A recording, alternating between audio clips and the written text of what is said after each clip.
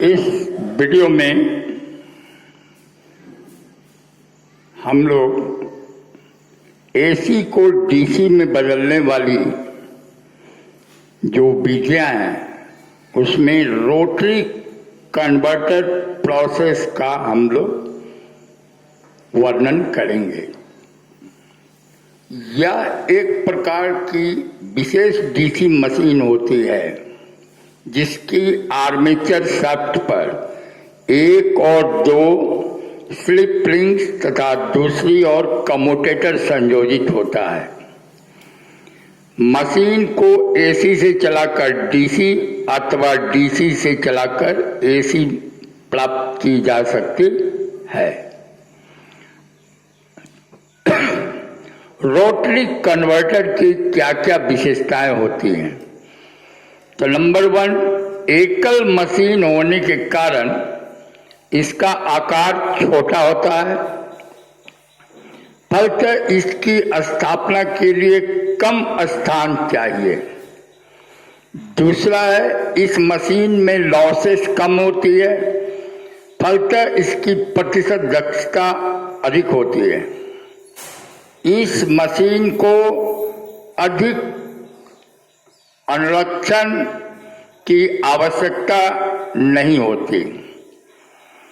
यह एसी को डीसी में तथा डीसी को एसी में परिवर्तित कर सकती है और साथ ही इसे प्राइम मूवर से चलाकर एसी और डीसी दोनों मापा जा सकता है, दोनों प्राप्त किया जा सकता है।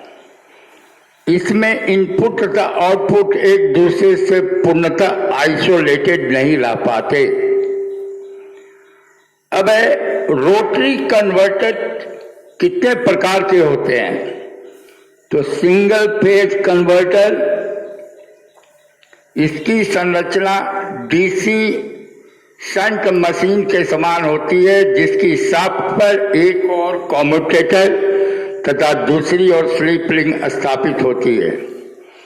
3 फेज कन्वर्टर, इसके रोटर पर 3 फेज वाइंडिंग तथा डीसी शंट वाइंडिंग दोनों स्थापित की जाती है।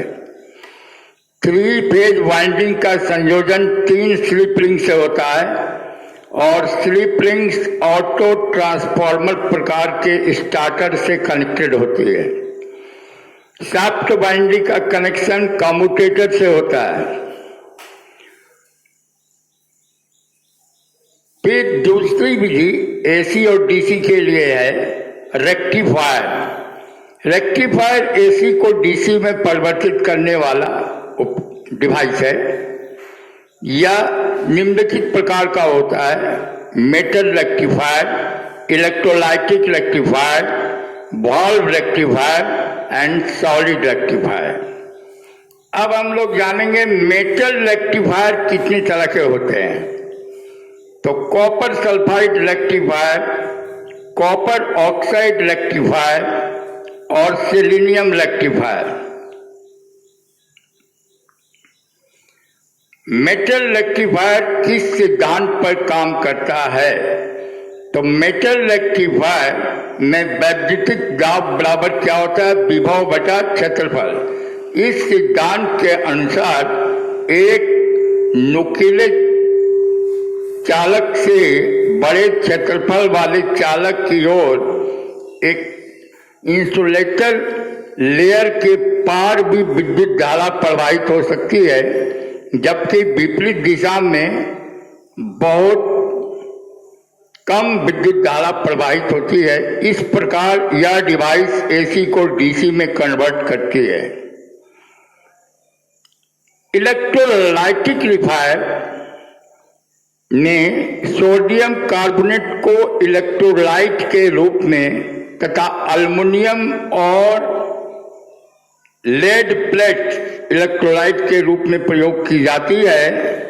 यह डिवाइस भी एसी को डीसी में परिवर्तित करती है। यह रेक्टिफायर अब काफी पॉपुलर और प्रचलित हो चुका है।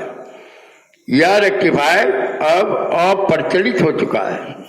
वॉल्व रेक्टिफायर, वॉल्व का अर्थ है एक दिशा में कार्य करने वाली डिवाइस। अतः यह एसी को डीसी में कन्वर्ट कर सकती है। वॉल्व रेक्टिफायर भी डिफरेंट टाइप्स हैं। पहला है hot cathode and cold cathode rectifier, दूसरा है मरकरी आर्क रेक्टिफायर, उसके बाद है कंगर रेक्टिफायर और इग्निट्रॉन रेक्टिफायर या इग्निट्रॉन। ये सभी रेक्टिफायर अब अप्रचलित हो चुके हैं। इन्वर्टर क्या है? तो बैटरी की डीसी से 230 वोल्ट सिंगल फेज एसी प्रदान करने वाला उपकरण इन्वर्टर कहलाता है। इसमें एक इलेक्ट्रॉनिक सर्किट प्रयोग किया जाता है। सामान्यतः इसकी आउटपुट क्षमता 2000 वाट तक होती है। इन्वर्टर दो प्रकार के होते हैं, रोटरी इन्वर्टर और इलेक्ट्रॉनिक इन्वर्टर।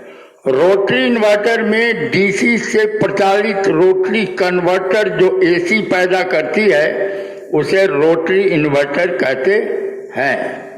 लेकिन इलेक्ट्रॉनिक इन्वर्टर में स्टैटिक इन्वर्टर भी कहा जाता है। यह एक इलेक्ट्रॉनिक डिवाइस है। इन्वर्टर का उपयोग एक ऐसी आपातकालीन या विद्युत आपूर्ति व्यवस्था होती है जो एसी मेन सप्लाई के असफल हो जाने की स्थिति में स्टोरेज बैटरी से प्रचालित होकर तुरंत ही सिंगल फेज एसी उपलब्ध कराती है।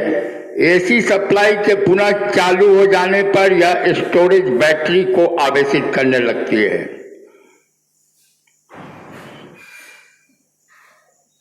सिलेनियम रेक्टिफायर एक धात्विक रेक्टिफायर होता है जिसमें एल्यूमिनियम की दो छोटी बड़ी प्लेट के बीच सिलेनियम नामक पदार्थ की इंसुलेटर लेयर होती है। इसका उपयोग 18 वोल्ट 0.5 एम्पियर तक रेक्टिफिकेशन के लिए किया जाता है। कॉपर ऑक्साइड रेक्टिफायर भी एक मेटालिक रेक्टिफायर होता है। इसमें इंसुलेटर लेयर कॉपर ऑक्साइड की होती है। यह भी 18 वोल्ट 0.5 एम्पियर तक ही रेक्टिफिकेशन करता है।